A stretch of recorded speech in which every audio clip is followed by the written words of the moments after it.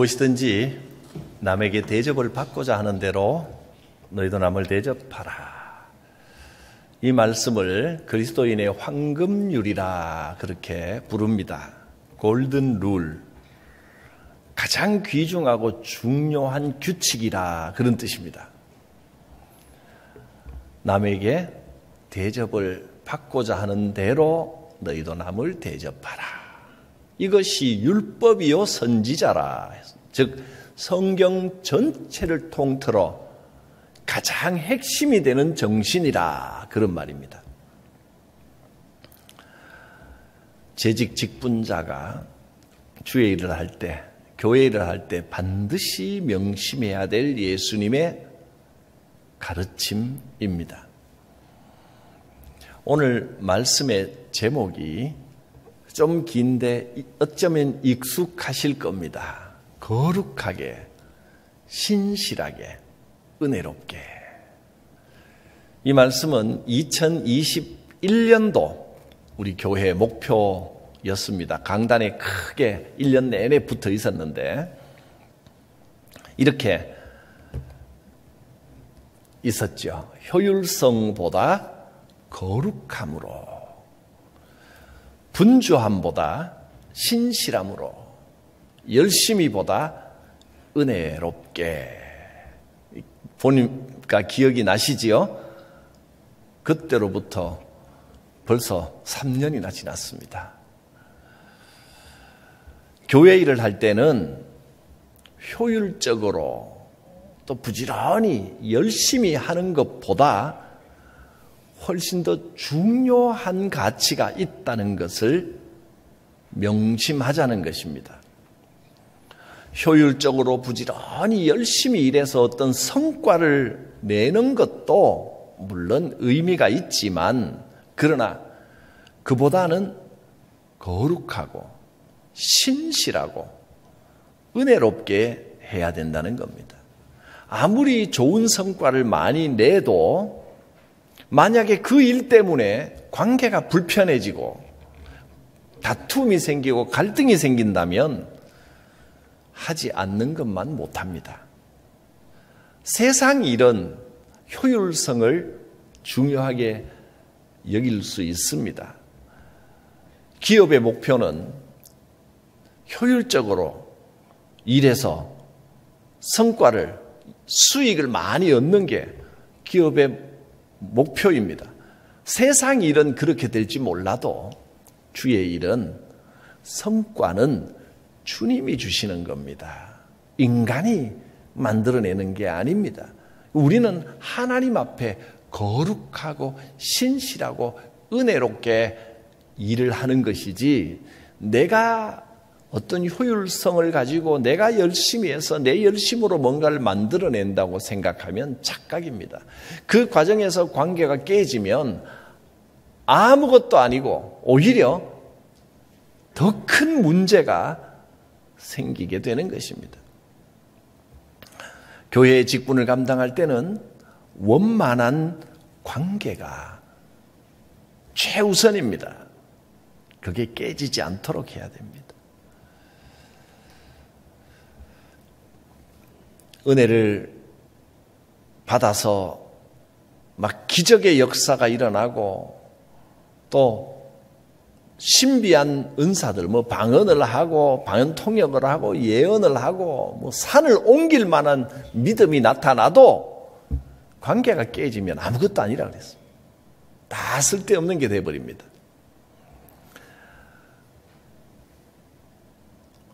또 내 몸을 불사르게 내줄 만큼 희생하고 헌신하고 온 힘을 다해 구제를 하고 기부를 하고 그가 아무리 해도 그 일 때문에 교인들 간의 관계가 불편해진다면 안 하는 것보다 못하다.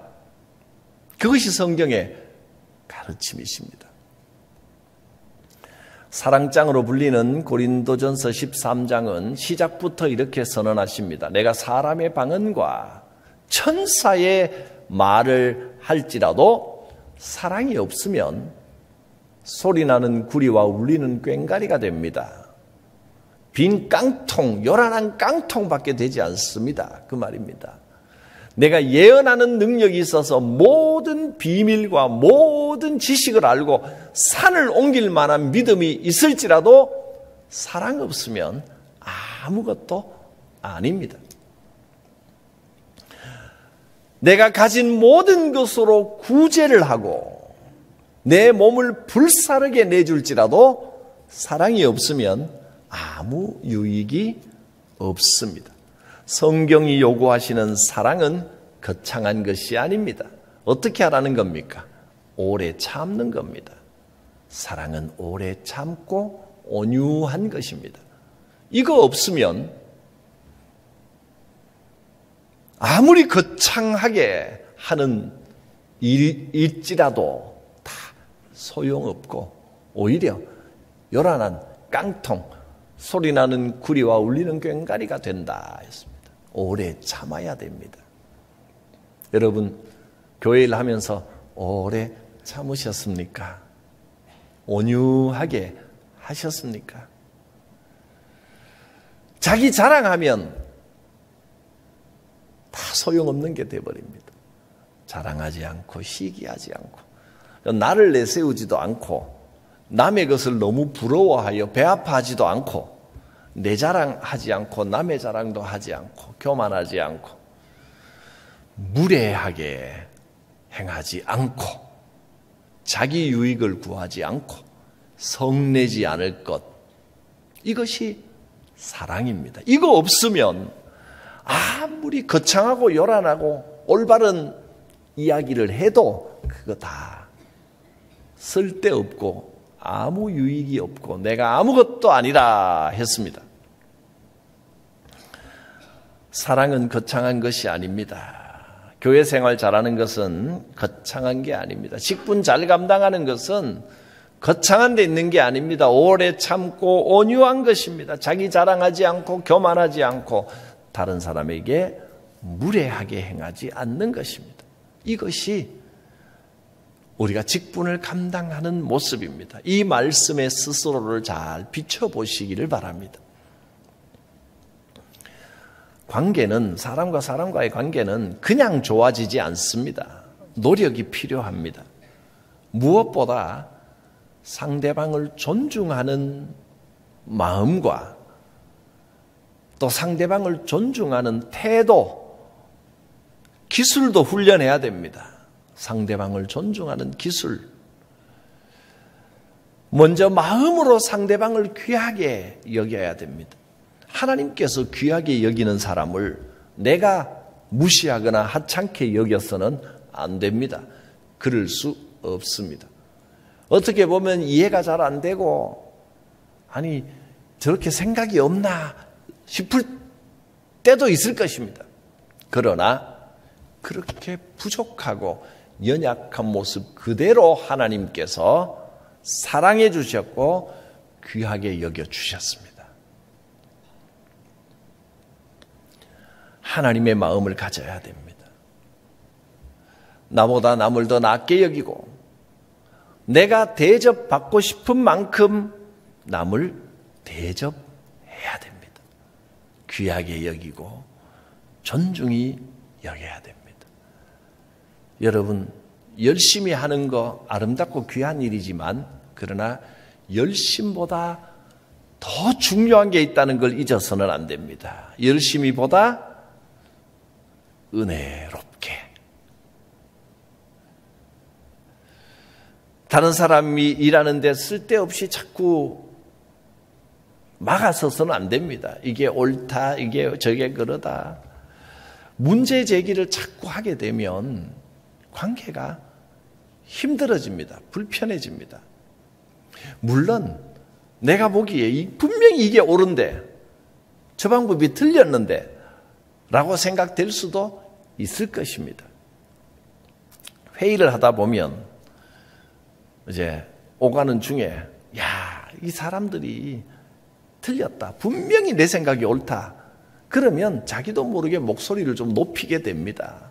그게 아니라고 좀 주장을 강하게 하게 됩니다. 그런데 사실은요, 사람 사는 일이라는 게 특히 교회 일은 입장에 따라 조금씩 달라질 수 있습니다. 무조건 옳은 게 100% 맞는 게 사실 없습니다. 입장에 따라 다르고 시간이 좀 지나 보면 또 그때는 맞았는데 지금은 틀리는 일이 될 수도 있습니다. 하나님 앞에서 인간은 절대 완전하지 않습니다. 100% 맞다라는 건 아무것도 없습니다. 그러므로 회의를 할 때 내 주장을 많이 하다 보면 나중에는 옳고 그런 것은 별로 중요한 게 되지 않고 나중에는 감정이 상해버립니다. 감정이 상해버리면 옳고 그런 게 의미가 없어집니다. 관계가 깨져버립니다. 그래서 이런 진행이 안 되게 될 수밖에 없는 겁니다. 상대방을 무시하지 말아야 됩니다. 무시당하고 기분 좋을 사람이 누가 있겠습니까? 존중해야 됩니다. 또 감정 표출을 해버리면 사람의 감정은 어떤 이유로든 내가 감정을 드러내면 그것은 다른 사람의 감정을 건드리게 됩니다. 감정이 건드려지면 옳고 그런 것은 별로 중요하지 않게 됩니다. 그냥 감정 대 감정이 대립해버리면 문제가 커집니다. 인상 쓰고 고함 지르면 누가 좋아하겠습니까? 가끔 보면 이제 평상시처럼 이렇게 대화를 하는데도 꼭 싸우는 것처럼 들리는 분들도 있습니다. 주로 경상도 사람들이 그렇죠. 경상도 분들 죄송합니다. 많은 사실입니다. 이건 뭐 제가 경상도 출신이라 그렇게 말할 수 있습니다.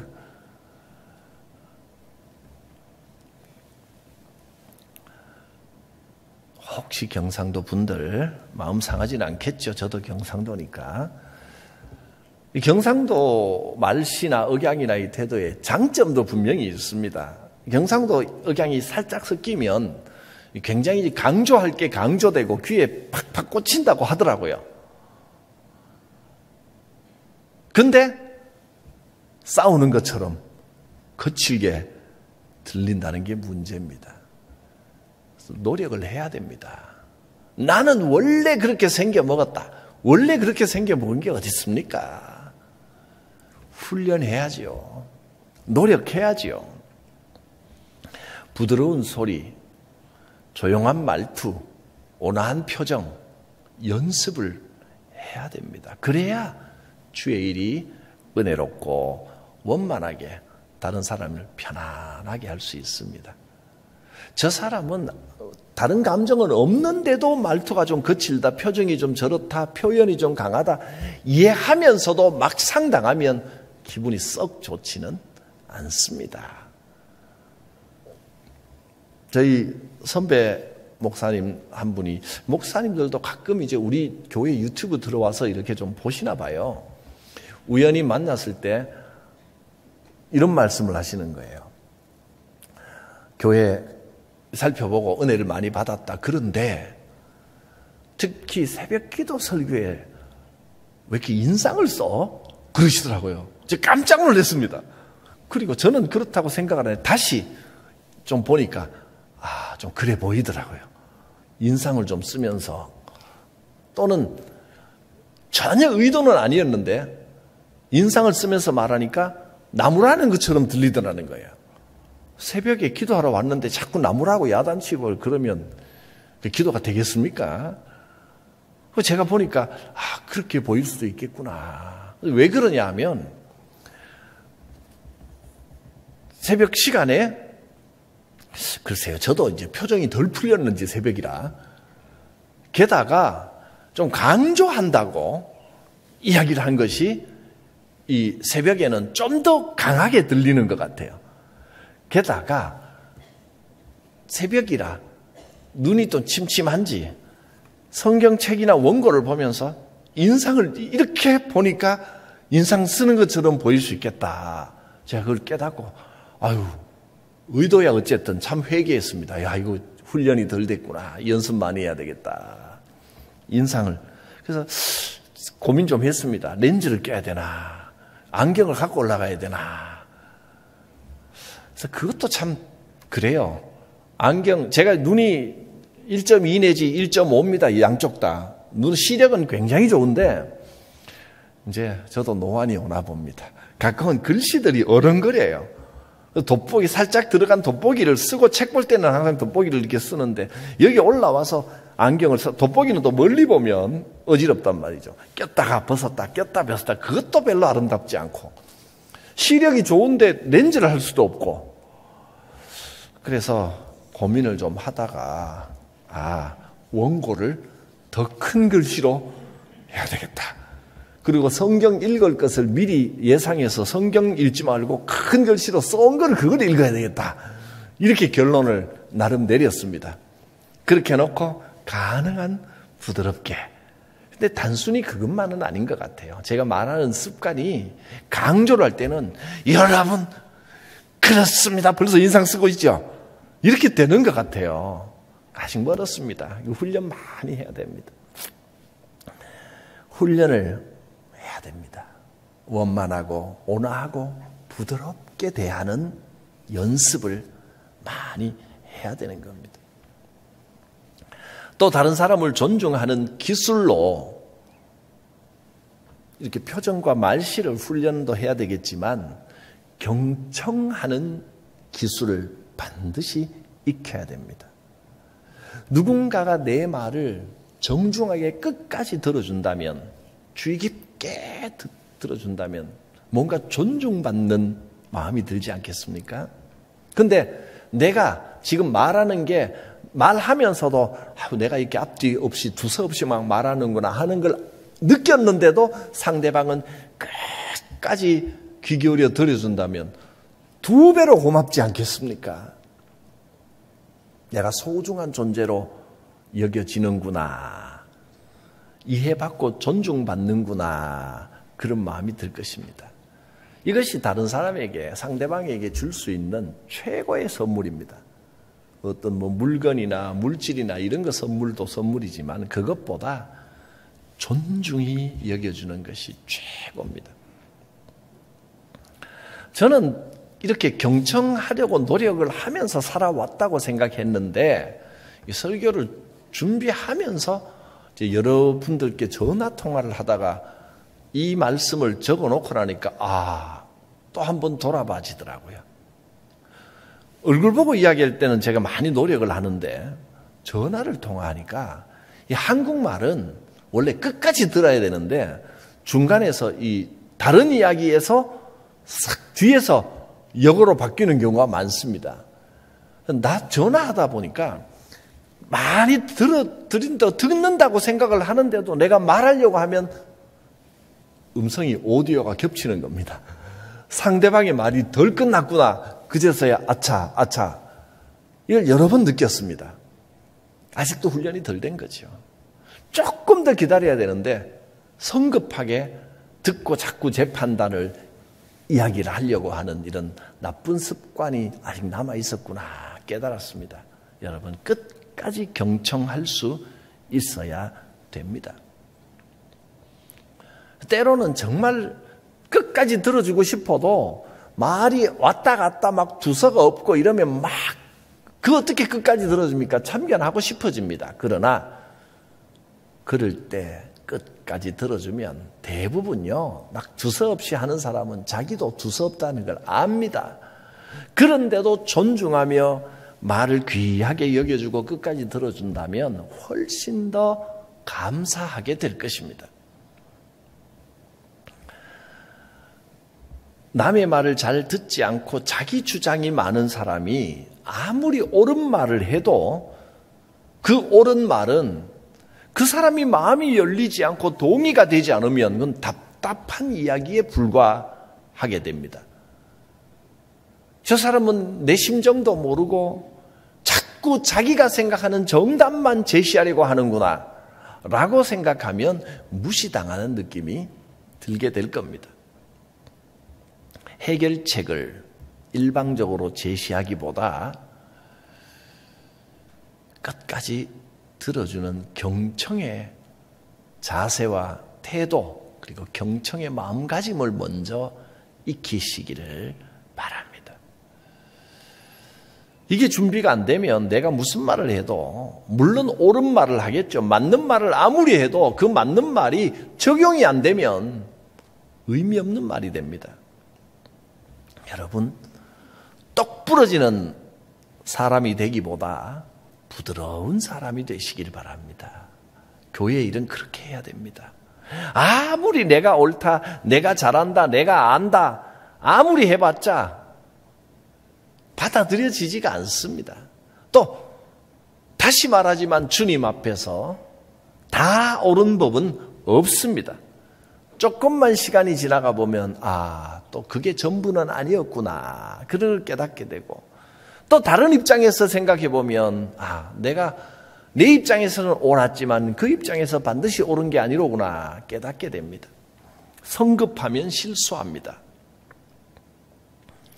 내가 상대방에게 어떻게 받아들여지기를 바라는 그 마음처럼 상대방을 받아들이고 소중하게 생각해야 됩니다. 무엇이든지 남에게 대접을 받고자 하는 대로 너희도 남을 대접하라. 상대방의 입장에서 생각하고 부드럽게 문제를 해결하는 훈련을 해야 됩니다. 이것이 교회 재직이 가져야 할 가장 기본적인 태도요 자세입니다. 올 한 해 동안 여러분 주신 사명 또 주신 직분 감당하면서 올해 재직 세미나에서는 황금률이다.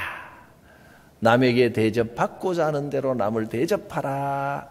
또 열심히 보다 은혜롭게 관계가 깨지지 않게 다른 사람을 소중히 여기면서 일을 해야 되겠다. 그렇게 명심할 수 있기를 바랍니다. 다른 사람의 마음을 상하게 하면서까지 내 주장을 관철시키면 그게 아무리 옳고 효율적이고 좋은 의견이라 하더라도 관계가 깨져버리면 교회에 도움을 주는 것이 아니라 해를 끼치는 것이 되고 맙니다. 가장 좋은 방법은 모두가 만족하는 겁니다. 나도 만족하고 그도 만족하도록. 그러려면 답답할 때도 있을 것입니다. 시간이 금방 이렇게 간단한 해결법이 있는 것 같은데 그렇게 효율적으로 해결하지 못하고 자꾸 늘어질 때도 있을 것입니다. 또 분명히 이것이 최선인 것 같은데 최선이 아니라 차선을 택해야 될 때도 있을 것입니다. 더 빨리 갈 수 있는데 더 느리게 가야 할 때도 있을 것입니다. 그러나 우리는 할 수 있는 대로 천천히 가도 또 성과가 반밖에 안 된다 해도 관계가 다치지 않고 감정이 상하지 않도록 원만하게 승승의 해결법을 찾아야 됩니다. 윈윈. 갈등을 해결하는 4가지 방법이 있다고 하죠. 승패, 패승, 또 패패, 승승, 윈윈이라고 하는 이 방법.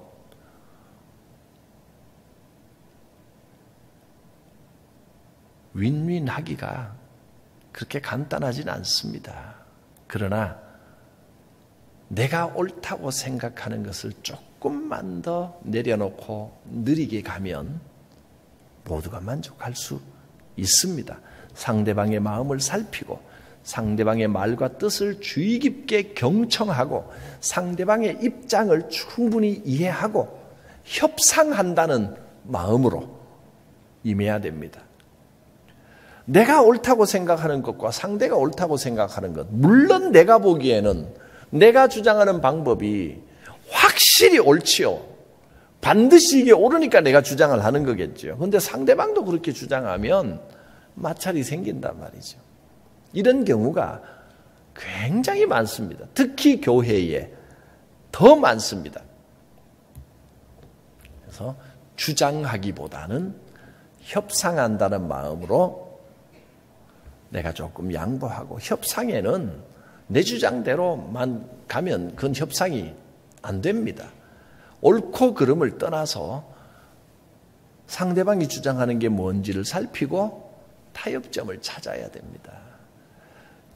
상대방의 마음을 이해하면 윈윈할 수 있는 좋은 결과가 보입니다. 제가 이런 이야기를 들었습니다. 들은 이야기입니다. 어떤 목사님이 은퇴 후에 조용히 살고 싶어서 시골에 집을 하나 얻었습니다. 텃밭도 좀 만들고 조용한 시골이라 일부러 거기까지 내려갔습니다. 근데 나중에 보니 집 근처에 초등학교가 하나 있는데 그 학교 아이들이 학교 끝날 때만 되면 점심 먹고 나면 이제 좀 편안하게 좀 쉬려고 하면 애들 소리가 그냥 지나가면 그러려니 하는데 이 마을 애들은 왠지 깡통을 두드리면서 놉니다. 요란하게 깡통을 두드리면서 그것도 한 5분 10분 하고 지나가면 좋은데 1시간 2시간을 깡통을 두드리면서 노는 거예요. 그래서 오늘만 그러면 좀 지나가겠지 했는데 이틀 사흘 계속 두드리길래 목사님이 애들을 불렀습니다. 얘들아, 놀아도 조용히 놀아야지. 이렇게 시끄럽게 하면 어떡하냐고. 조용히 해라. 막 꾸짖었습니다. 꾸짖으나 마나 그 다음 날에는 같은 애들인지 딴 애들인지 애들은 이게 깡통 치는 게 유행인지 또 딴 놈들이 와서 두드리고 또 불러서 막 야단치고 그랬더니 목사님이 호통치는 호랑이 할아버지로 소문이 나버린 겁니다. 그 마음이 아프죠. 근데 애들은 막 야단치면서 하니까 이놈 저놈이 오더니 더 시끄러워지는 겁니다. 그래서 분명히 깡통 두드리고 거 시끄럽게 하는 건 나쁜 일인데 옳다라는 걸 가지고 야단치고 꾸짖고 아무리 해도 이 문제가 해결이 안 되더라는 겁니다. 그래서 목사님이 애들 입장을 가만히 생각을 해보고 이해하려고 해도 시끄러운 건 시끄러운 거니까 이거 어떻게 하면 좋을까 하고 한 가지 꾀를 냈답니다. 협상을 해야 되겠다 애들하고. 그래서 깡통 막 두드릴 때 애들을 불렀습니다. 얘들아 잠깐만 일리 와봐라. 얘들아 너희 그 깡통 두드리는 건 말이야. 내일부터는 우리 집 앞을 지날 때는 더 크게 두드려다오. 그럼 내가 하루에 5,000원씩 1인당 5,000원씩 내가 주마. 애들이 이게 웬 횡재냐. 이제 실컷 놀고 5,000원 받게 생겼다. 그리고 다음 날은 막 더 많은 애들이 소문이 나는지 와서 막 깡통을 요란하게 두드리는 겁니다. 열심히 1시간 2시간 두드리고 이제 목사님이 나왔습니다. 돈 주세요. 그랬더니 얘들아 내가 밤새 생각해 봤는데 5,000원은 좀 비싼 것 같다. 1,000원씩만 받아라. 그랬더니 애들도 많이 오고 했으니까 그래도 1,000원이 어디예요? 줄 서서 1,000원씩을 다 줬습니다. 그 다음 날 이제는 전교생이 다 몰려왔습니다. 깡통 두드리면 1,000원씩 주더라. 소문이 나고 애들이 그러니까 전에는 번갈아 가면서 두드리는 애들이 한꺼번에 다 몰려와가지고 막 깡통을 막 열심히 두드렸습니다. 목사님이 애들한테 이렇게 말했습니다. 자, 얘들아 됐다. 이제 그만하고 잠깐 모여라. 1,000원씩 주는 줄 알고 좋다고 왔습니다. 얘들아 아무리 생각해도 1,000원씩 주는 건 좀 아깝다는 생각이 드는구나. 그냥 무료로 좀 두드려주면 안 되겠냐? 그랬더니 아이들이 할아버지 우리도 공짜로 해드릴 수는 없어요. 돈 주지 않으면 우리도 안 할 겁니다. 그리고 애들이 실망해서 흩어지고 난 다음에는 이 집 앞에서는 우리가 돈 주지 않는 한 절대로 두드리지 말자. 그리고 그 집을 지나쳐서 딴 데 가서 놀더랍니다. 마음을 이해하고 나니까 방법이 생겼습니다. 옳고 그름을 주장하면서 물론 목사님이 옳지요. 야단치고 하는 이게 옳다 너희들 그러면 안 된다라고 하는 걸로는 문제가 해결되지 않더라는 겁니다. 우리가 주님께서 맡기신 이 귀한 직분을 감당할 때 여러분 옳고 그름보다 더 중요한 것은 거룩함을 추구하는 일입니다. 바쁘게 분주하게 일하는 것보다 더 귀한 것은 하나님 앞에서 신실하게 하는 겁니다. 열심히 달려가고 열심히 주장하는 것보다 더 귀한 것은 은혜롭게 하는 것입니다. 거룩하게, 신실하게, 은혜롭게 올 한 해 이 말씀으로 나보다 남을 낮게 여기고 대접받고자 하는 대로 너희도 남을 대접하라. 이렇게 직분 감당하고 모두가 행복하고 모두가 축복되고 하나님께 영광되는 귀한 한 해가 되시기를 주의 이름으로 축복합니다. 기도합니다. 거룩하신 하나님, 말씀의 황금률을 따라 내가 대접받고 싶은 대로 남을 대접하고 서로 귀하게 여기며 거룩하고 신실하고 은혜롭게 주신 직분 잘 감당할 때 우리 교회가 천국 같은 교회가 되고 모두가 만족하고 기쁨이 넘치는 복된 교회 되게 하여 주시옵소서. 예수님의 이름으로 기도드립니다. 아멘. 주신 말씀에 응답하여 사도신경으로 우리의 신앙을 고백합니다. 나는 전능하신 아버지 하나님 천지의 창조주를 믿습니다. 나는 그의 유일하신 아들 우리 주 예수 그리스도를 믿습니다. 그는 성령으로 잉태되어 동정녀 마리아에게서 나시고 본디오 빌라도에게 고난을 받아 십자가에 못 박혀 죽으시고 장사된 지 사흘 만에 죽은 자 가운데서 다시 살아나셨으며 하늘에 오르시어 전능하신 아버지 하나님 우편에 앉아 계시다가 거기로부터 살아있는 자와 죽은 자를 심판하러 오십니다.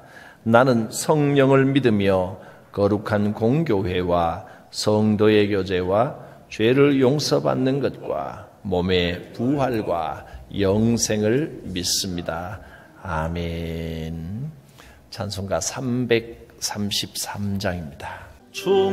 충성하라 죽도록 충성하라 주님께 슬픔이나 괴로움이 주의 사랑 못 끊으리 충성하라 죽도록 충성하라 끝까지 충성하라 죽도록 충성하라 주님께 찬란하다 저 멸류관 들려온다 주의 음성 충성하라 죽도록 충성하라 끝까지 충성하라 죽도록 충성하라